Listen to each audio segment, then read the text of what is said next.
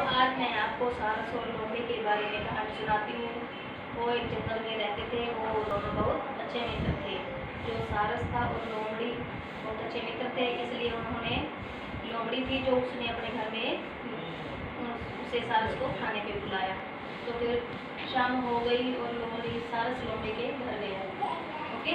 और जो लोमड़ी थी उसने जो खीर बनाई थी और उसने वो खीर थाली में 2 थालियों में डाल दी। लोमड़ी तो जल्दी जल्दी से खा गई और जो सारस थी, सारस की चोंच लंबी थी और उससे उठाया नहीं गया, है ना। उससे तो थाली में फिर उठाया नहीं गया, कुछ भी खीर के दाने उठाए नहीं गए। फिर सारस को बहुत गुस्सा आया। फिर सारस अपने घर चला गया। फिर अगले दिन सारस ने अपने घर लोमड़ी को खाने को बुलाया। फिर जो सारस था उसने भी खीर बनाई थी। उसने खीर 2 लंबे गर्दन वाले बर्तन होते हैं उसमें डाल दी, दोनों बर्तनों में। और फिर जो सारस था उसने तो अपनी चोंच डाल के खीर खा ली और जो लोमड़ी थी उसका मुँह उस बर्तन में नहीं गया। फिर उसको लोमड़ी को बहुत गुस्सा आया।